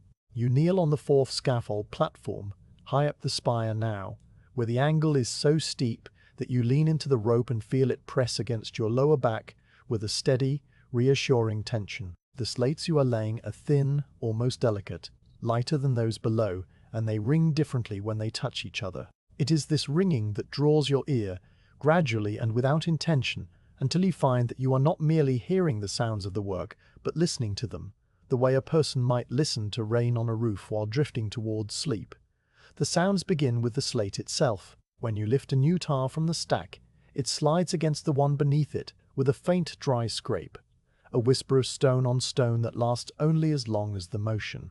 You turn the slate in your hands to find the beveled edge, and in that turning the tile sometimes bumps against the scaffold upright with a soft woody knock, the sound absorbed quickly by the fir pole. Then, as you position the slate against the sheathing, its edge meets the edge of the previously laid tile, and there is a small, sharp clink, a note so brief and clean that it might be the voice of the stone itself. A single syllable spoken and then gone. The clink is higher pitched than you might expect from such a heavy material, and it hangs in the air for a fraction of a second before the next sound follows. That next sound is the hammer, and it too has its own vocabulary. The first tap, the light one that seats the nail, is a quick metallic tick, like a small bell struck with a padded mallet. It carries a tone of copper touching copper because the hammer's iron face meets the copper nail head, and the nail transmits that impact down its square shank into the slate and the wood. The second tap is deeper, a duller thud, as the nail is driven fully home and the hammer's energy dissipates into the denser medium of the sheathing. There is a finality in that second thud, a closing of the circuit, after which the slate is fixed and will not move. You pause for a breath, and in that pause you hear the faint, settling creak of the scaffold as it adjusts to the shift in your weight. A long, low groan of wood and rope that seems to come from everywhere at once, and then fades into the background again. These foreground sounds form a pattern, but it is not a regular pattern, not a mechanical beat.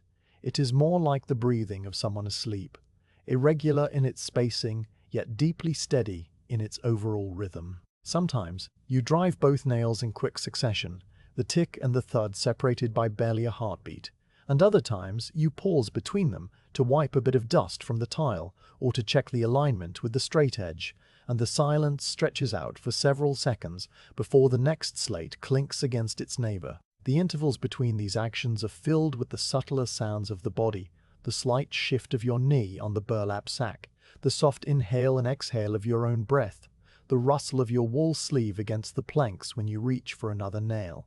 Beyond these immediate sounds, the scaffolding itself has a voice, a living creak and settle that never entirely stops.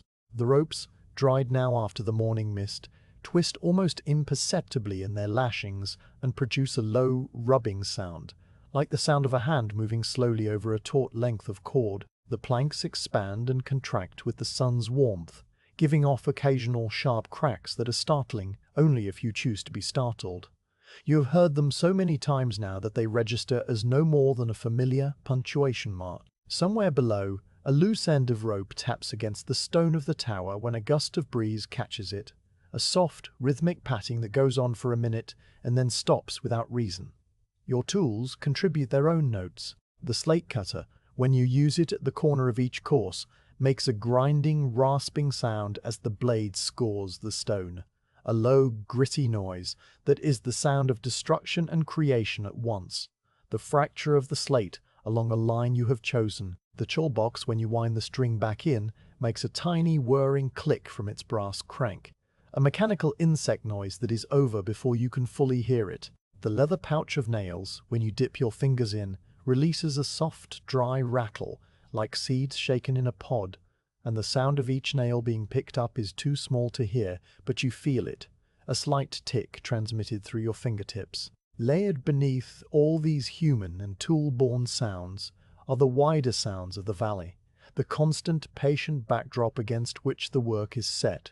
The river is always there, a distant, steady hiss that rises and falls with some quality of the air. When the wind blows from the south, the hiss grows louder, as if a door has been opened. When the wind shifts east, the river fades to a barely perceptible shush, a white noise that your ears would miss if it were to stop. The wind itself has a voice today, a light, intermittent whisper that moves through the alpine grasses on the lower slopes and up through the needles of the fir trees, producing a sound like a very distant crowd, murmuring in hushed tones.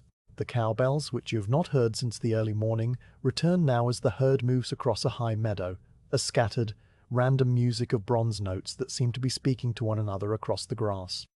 The birds add their occasional phrases. A chough calls from the crags above the tree line, a sharp ringing cry that bounces off the rock faces and arrives at your platform as a softened echo, the harsh edge worn away by distance. Swallows dart past the spire with a thin, high-pitched twitter, and the beat of their wings makes a sound like a finger flicking rapidly through the pages of a book.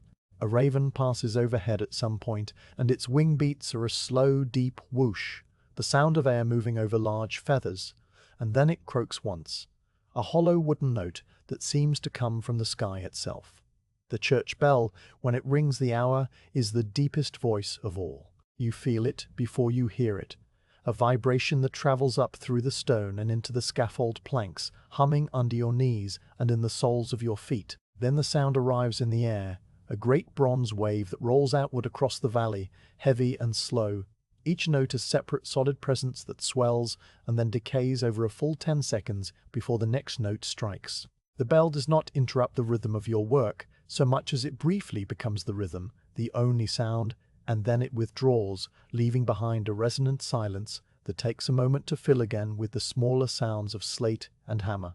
You absorb all of this without concentrating on it. Your attention is on the slates, the nails, the chalk line, but your ears remain open and the sounds flow into you the way the mountain air flows into your lungs, a steady, effortless intake. The various noises do not compete with one another, but rather blend, combining into a single peaceful stream that carries the hours along its current. The sharp clink of the slate, the dull thud of the nail, the creak of the wood, the distant hiss of the river, the occasional cry of a bird, all of these are the threads of a fabric that you are weaving without thinking, a quiet tapestry of sound that covers the silence and yet somehow remains silent, a deep, living quiet that is made of many small voices.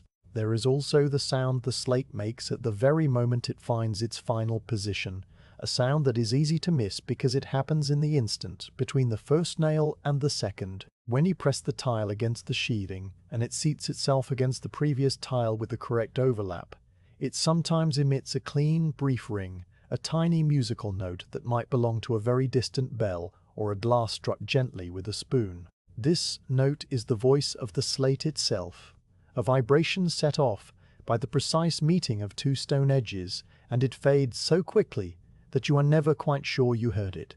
But you know it is there, because you have heard it 1,000 times on 1,000 roofs, and you listen for it now without meaning to, the way a miller listens for the slight change in pitch that tells him the stones are wearing true. The afternoon deepens, and the quality of the sounds shifts subtly. As the air cools, the wood of the scaffold begins to contract, and its creaks become more frequent, higher pitched, a series of small sharp reports like the snapping of twigs. The river seems to grow louder as the wind drops, its hiss expanding to fill the space left by the departing breezes. The swallows fly lower, and their twitter becomes more urgent, though still not loud, as they feed on the insects that rise from the cooling meadows.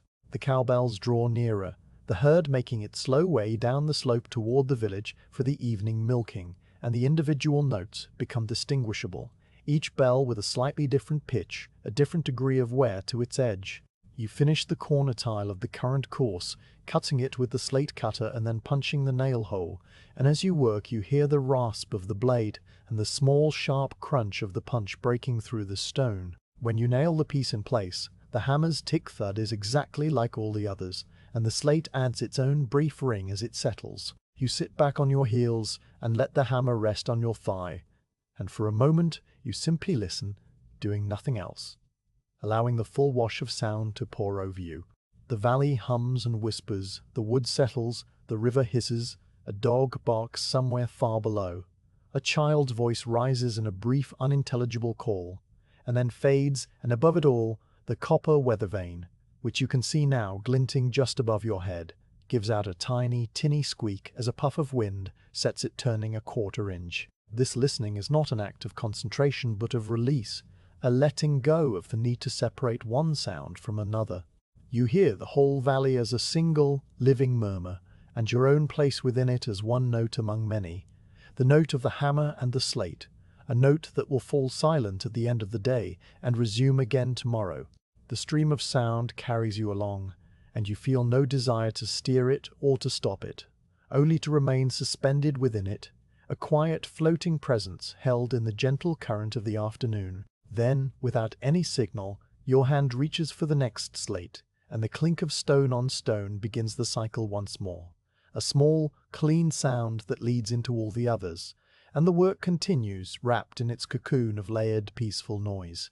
The uppermost section of the spire is a different world from the broad base where you began, a place where the roof draws in upon itself so sharply that each course is now only a few slates wide, and the platform under your knees is no wider than a single plank. You have climbed to the 5th and highest scaffold level, a small square stage lashed directly to the stone just below the point where the 8 faces of the spire converge toward the copper weather vane. The safety rope is tied snug around your waist and then passed through 2 iron rings instead of 1, a redundancy you added without thinking when you saw how the drop fell away beneath this narrow perch. The air here is thinner, or feels thinner, and the wind has a different quality, a persistent, light pressure that never quite stops, coming from the high passes where the snow still lingers in the shadowed couloirs. You sit for a moment with your legs dangling over the edge of the plank, looking out at the view that has opened around you in every direction. From this height the valley is a great bowl of green and gold, the village a small cluster of toy houses at its bottom, the river a flat silver thread winding through the patchwork fields without a sound you can hear. The stone bridge is a tiny perfect arch no larger than your thumbnail, and the road that leads away from it toward the next valley is a pale line drawn across the meadows, and then lost in the dark band of the forest. You can see the terraced strips of the lower pastures, each one a slightly different shade of green depending on the crop and the angle of the sun, and above them the forest climbs in a solid mass of blue-green darkness until it stops at the tree line, where the rock takes over and rises in grey cliffs and ridges to the jagged peaks that ring the horizon. The snow patches on those peaks are few and small now, shrunk by the summer warmth to thin, bright crescents, tucked into the highest north-facing hollows, and they gleam against the pale sky with a whiteness that seems almost blue at the edges. You turn from the view and kneel on the plank, feeling the rope pull taut as you lean into the steepness. The angle here is so sharp that if you were to drop a slate it would not slide but simply fall away into the air, turning over and over until it vanished into the churchyard far below.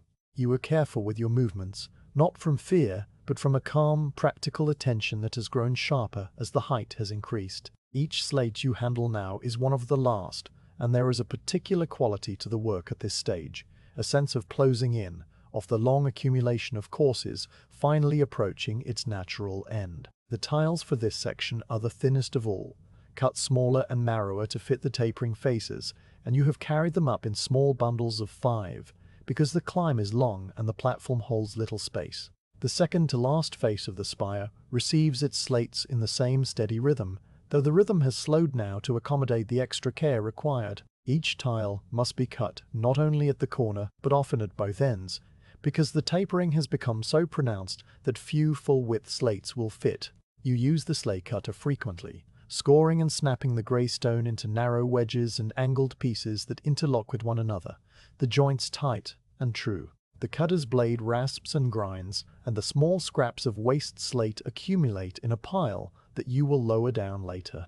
You punch nail holes with the hammer's spike, giving the handle a quick, precise twist, and then you hold the piece against the sheathing and drive the copper nails with the same 2-tap rhythm, though the taps are lighter now, because the thin slate would crack under a heavier blow. Your hands have learned this adjustment without being told, and the nails go in cleanly, the head sitting flush and neat. The sun is high but has begun its long, slow descent toward the western ridges, and the light that falls on the uppermost spire is a pure, bright gold that makes the new slate seem to glow from within. The stone under your hands is warm, having absorbed the day's heat, and it releases that warmth slowly into the cooling air. A few high clouds have appeared again, not the thick banks of the previous days, but thin, feathery strands that stretch across the blue in long, parallel lines, and their shadows move across the valley floor far below, dark patches sliding over the fields and the forest, with a silence that is total at this height. You watch one of these shadows pass over the village, and then over the river, and then you turn back to the slate, marking the next cut with the chalked string, which you have used only sparingly at this level because the lines are so short, and your eye is now so practiced. When the last ordinary face is covered, you sit back and survey the work. The spire is nearly complete. An 8-sided column of grey slate rising from the broad base to this narrow point, each course overlapping the one below in a perfect, stepped progression that will shed water cleanly for decades. Only the very top remains, a small square opening where the 8 faces meet and where the copper cap will sit to crown the whole structure. You have carried this cap up with you in your tool bag, wrapped in a piece of soft leather to keep it from scratching, and you unwrap it now and hold it in your hands, turning it over to study its shape. The cap is a simple cone of hammered copper, about the size of a small melon, with a slightly flared lower edge that will overlap the uppermost slates. The copper has a warm, reddish-brown color that has already begun to darken in patches where the air has touched it, and the surface is covered with the faint, faceted marks of the coppersmith's hammer, thousands of tiny flat planes that catch the light in a soft, scattered way. The cap is not heavy, but it has a certain density in your hands, a compactness that speaks of its purpose. You have installed caps like this on other spires, and you know the particular satisfaction of placing them, the final, sealing gesture that turns a collection of slates into a finished roof. You rise to your feet on the narrow plank, holding the cap in one hand and keeping the other on the scaffold upright for balance. The rope tightens around your waist as you stand, and you feel the iron rings above you take the strain, a solid, unyielding resistance that you trust completely. The uppermost opening in the slate work is just above your head now, a small dark square where the sheathing is still visible, and you reach up and place the cap over it, settling the flared rim down onto the edges of the topmost slates. The copper meets the stone with a soft, grinding sound, a low, gritty scrape that lasts only a second, and then the cap is seated, its weight pressing down evenly on all 8 faces. You hold it in place with your left hand and reach into the pouch at your belt for the special nails you have set aside for this purpose. 4 small copper tacks with broader, flatter heads than the slate nails, designed to hold the copper cap without tearing through the soft metal. You place the first tack at the north point of the rim and give it a light tap. The hammers blow a tiny, high-pitched tick that is almost lost in the open air. 3 more taps follow, and then you move to the east point, and the south and the west, each tack driven with the same quick, light stroke. The 4 nails form a small cross when you look down at them. Each had a bright copper point against the darker, older copper of the cap. You lower your hands and stand there for a moment, the hammer still held loosely in your right hand, your left hand resting on the plank beside you. The cap is fixed, the spire is covered, and the work that began on the first morning in the cool, early light is now complete. You feel no great surge of emotion, no triumph or relief, only a quiet, settled awareness that the task has reached its natural end. The hammer's handle is warm from your grip, and you look at it for a moment, noticing the grain of the ash wood and the small dark stain where your thumb has rested so many times. And then you tuck it into the loop on your belt and let it hang there. You sit down on the plank and let your legs dangle over the edge again, the safety rope still tied around your waist, though the need for it has passed. From this final, highest point, the valley seems very far away and very peaceful, the river a silver line, the bridge a stone arch, the fields a neat patchwork of colour. The sun is lower now, and the shadows are stretching eastward, the spire's own shadow a long dark needle that points across the churchyard and into the lane. You can see the baker's chimney sending up its evening smoke, and the tiny figure of a woman drawing water from the village well, and the slow, patient shape of a cart moving along the road beside the river, drawn by an ox that is no bigger than a grain of rice. These things are happening, and you are watching them, and there is no distance between the watching and the thing watched, only the clear, transparent air and the quiet fact of being here. You look at your hands, which are resting on your knees, the fingers slightly curved from the day's work, and the palms grey with slate dust. There is a small white scar on the knuckle of your right thumb, a mark from a long ago cut that healed badly, and you rub it with your other thumb without thinking, feeling the slight roughness of the old wound. Your hands have done this work, and they have done it well, and they are tired now in a deep, good way that will ease with rest. You do not thank them or praise them, you simply let them rest, and after a minute you lift your head and look at the copper cap, which is already beginning to take on the colour of the sky,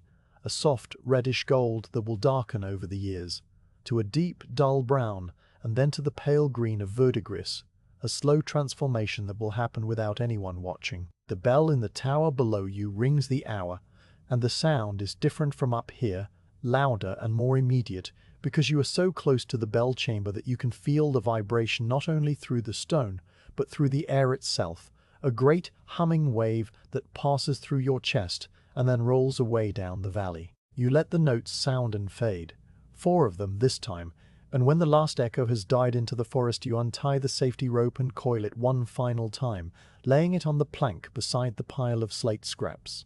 The tools you will gather later, the platform you will descend in a moment, but for now you remain seated, the hammer at your belt, your hands still, the completed spire rising around you and the wide valley spread out below, everything in its proper place, everything quiet. The copper cap sits steady on the crown of the spire, and for a long moment you remain seated on the narrow plank, letting the stillness settle around you like a cool cloth laid across the back of the neck. The hammer hangs at your belt, its weight familiar and now unneeded, and your hands rest on your thighs with the fingers slightly curled, the skin stretched easy over the knuckles.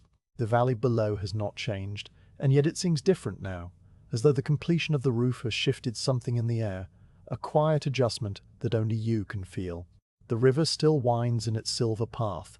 The fields still hold their green and brown stripes, the forest still climbs to the tree line in a dark band, and the peaks still carry their small bright patches of old snow.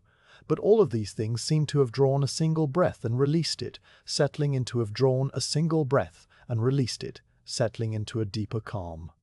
You do not hurry to rise. The plank under you is warm from the long afternoon, and the slight breeze that moves around the top of the spire is cool without being cold. A gentle, intermittent pressure that brushes past your cheeks and then withdraws, leaving the air still. You look at the copper cap one more time, noting how its hammered surface catches the amber light and holds it in small, scattered points. The 4 new tacks bright against the older copper. The cap will do its work, shedding rain and snow, and the years will darken it slowly until it becomes part of the sky's own color, and no one will look at it and think of the hands that placed it there. That is the nature of the work, and you accept it without sadness or pride, simply noting the fact as you might note the shape of a cloud. After a time, you shift your weight and draw your left leg up onto the plank, turning your body so that you can reach the small pile of slate scraps that has accumulated beside you. You begin to gather them, picking up each wedge and sliver of grey stone and placing it into the burlap sack you've carried up for this purpose. The scraps are sharp-edged and cool, and they click against one another with a dry, hollow sound as they settle into the sack. Some are no larger than a thumbnail, thin triangles of waste that will be scattered in the meadow for the rain to wash clean. Others are longer, narrow strips that might have been useful if the course had fallen differently. You collect them all, leaving the plank as clean as you found it, and you tie the sack's neck with a length of cord and set it aside for the descent. Next you take up the safety rope, which still lies coiled on the plank where you left it after untying the knot at your waist. The rope is stiff from the days of sun and mist, and it holds the shape of the coil with a certain reluctance, as if it has grown accustomed to that form. You loop it over your hand and forearm in a figure-8 pattern, making a neat bundle that will hang from your pack without tangling, and you tuck the loose end under the final loop to hold it secure. The rope has done its work, and you do not think about it any further. The tools require wiping, and you take the clean rag from your belt and begin with the slate hammer, rubbing the iron head to remove the fine grey dust that has settled into the crevices around the spike. The metal is warm from the day, and the oil of your hand has kept the handle smooth. The leather up near the base still holding its repair. You polish the flat face until it gleams dully, and then you set the hammer into the tool bag with the same care you have used every evening. The slate cutter comes next, the blade wiped clean of the gritty residue that the scoring has left behind, and you work the hinge once to confirm that it moves freely, the iron pin turning with a soft, smooth resistance. The cutter goes into the bag beside the hammer, its wooden base resting flat against the leather bottom. The chalk box you open and inspect, finding the string still coated with a healthy layer of blue powder, the brass crank turning without friction. You wipe the outside of the box, which has gathered a film of dust from your hands, and you tuck it into its usual pocket in the bag. The leather pouch of nails is nearly empty now, only a few copper squares rattling at the bottom, and you draw the drawstring tight and place it beside the chalk box. The straight edge you wipe last, running the rag along its beechwood length, and you hold it to your eye one final time to check that it has not walked in the high, dry air of the upper platform. The edge is still true, the wood still pale and smooth, and you lay it across the top of the other tools before closing the bag's flap and cinching the strap. The tools are ready for the next roof, wherever that roof may be, and for now they need only to be carried down. You sling the tool bag over your shoulder and pick up the burlap sack of scraps in your other hand. Then you stand on the narrow platform, feeling the plank flex slightly under your weight, and then settle. The descent will be slow, because you are tired in a way that has seeped into the deep muscles of your legs and back, a steady, warm fatigue that makes each movement deliberate. You step onto the first ladder, a short length of only 4 rungs that connects the top platform to the one below, and you climb down with the same careful grip you have maintained all through the work. Your shoes find each rung and your hands move from grip to grip, and soon you're on the fourth platform, where the pile of medium slates has been reduced to a single, remaining stack of 5 tiles that you will return to the ground. You take these under your free arm, pressing them against your hip, and you continue down the next ladder.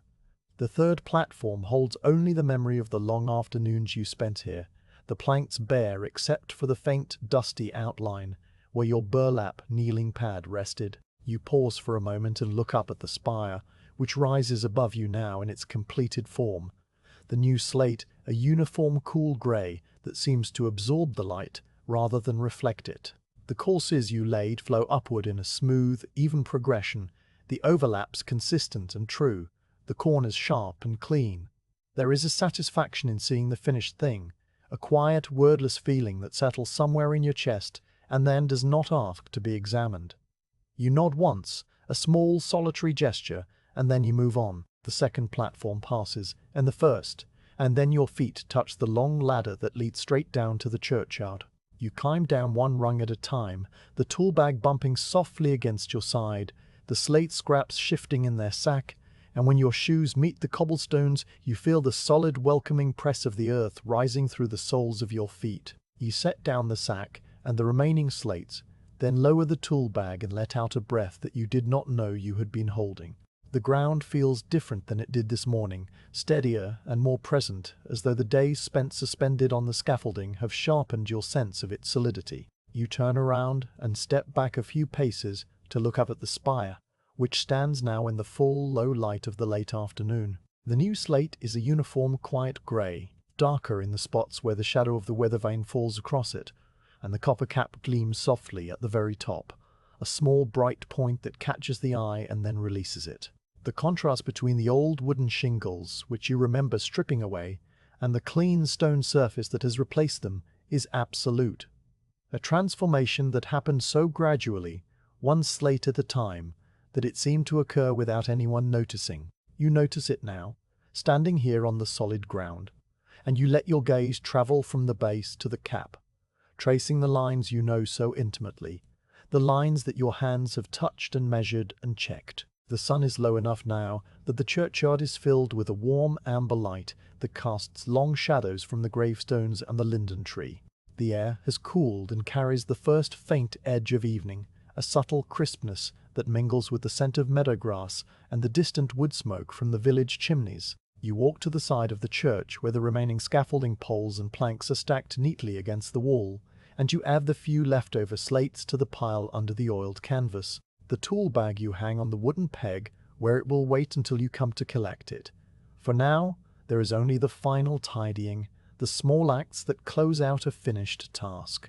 You fold the scaffolding boards that were propped against the tower, lifting each one and leaning it carefully into the space between the church wall and the corner buttress, where they will stay dry and out of the way until the next time the spire needs attention. The poles are heavier than they look, and you handle them with the same steady, patient care you have brought to every part of this work, not straining or hurrying, simply moving them one at a time until they are all nested together. The ropes you coil and hang on the iron hooks set into the wall for this purpose, and they dangle there in neat loops, dark with tar and stiff with age. When the churchyard is tidy, and the worksite no longer looks like a worksite but merely like the quiet corner of a village church, you walk over to the stone trough that sits beside the wall near the gate. The trough is filled with water from a spring that runs down from the hillside through a buried clay pipe, and the water is clear and cold, spilling over the lip in a thin, constant sheet that glazes the old stone with a dark, wet shine. You lean down and scoop water into your palms, bringing it to your face and letting it run over your cheeks and forehead, washing away the slate dust that has settled into the lines of your skin. The cold is sharp and clean, and it draws a small, involuntary breath from you, a brief intake that becomes a long, slow exhale as the water drips from your chin. You wash your hands next, rubbing them together under the flow and watching the grey dust swirl away and dissolve into the clear pool, and then you dry your face and hands on the cloth from your belt, the same cloth you used to wipe your tools. The priest appears at the side door of the church, the same dark cassocked figure who pointed wordlessly at the spire on that first morning. He does not speak now, and you do not expect him to. He simply nods once, a slow, deliberate bowing of the head, and his face, which is lined with years and weather, holds an expression that you might read as gratitude or might read as simple acknowledgement. You return the nod with the same quiet economy, and then the priest turns and retreats into the dim interior, the heavy door closing behind him with that familiar, solid thud that you have heard each day at this hour. The sound resonates once through the stone and then fades, and the churchyard is yours again. You gather your empty frame pack and the burlap sack of scraps, which you will empty into the meadow as you walk, and you cross the churchyard to the low wooden gate. There you pause and turn for one last look at the spire. The evening light has deepened to a rich gold that catches the edges of the slate and makes the whole structure seem to glow from within, a quiet, steady presence against the pale sky. The copper weather vane turns a fraction in the breeze, its squeak too faint to hear from here, and the swallows are still darting overhead, their flight a final, graceful punctuation to the day. You stand very still, taking in the image, and then you open the gate and step through into the lane. The village is beginning its evening rituals. Thin columns of smoke rise from the chimneys, and the smell of cooking drifts out from the doorways, mingling with the scent of hay and the cool green smell of the stream. You can hear the low murmur of voices from inside the houses, not words, but only the soft, rhythmic cadence of people speaking about ordinary things. A child's laugh rings out from somewhere down the lane, a bright, clear sound that rises and then falls back into the general quiet, and a dog trots past you with its tail held high, intent on some errand of its own. You walk slowly, your pack light on your back, your tools stowed, the work complete.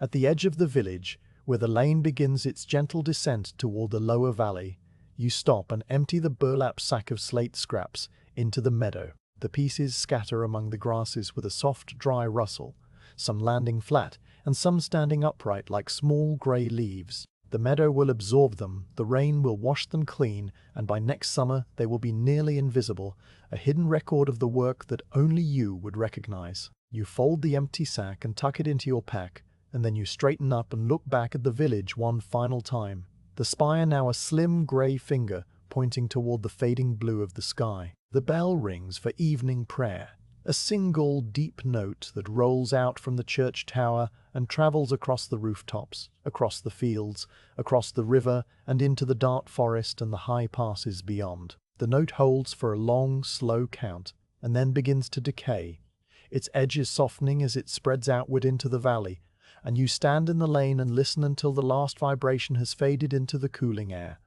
leaving behind only the soft, continuous murmur of the stream and the whisper of the breeze in the meadow grasses. The bell's note seems to hang over the village like a blessing, a quiet, bronze voice that speaks without words. You adjust the pack on your shoulders and begin to walk, your footsteps falling on the packed earth of the path with a soft, regular rhythm, a sound that is quieter than the sound of the hammer, but no less steady.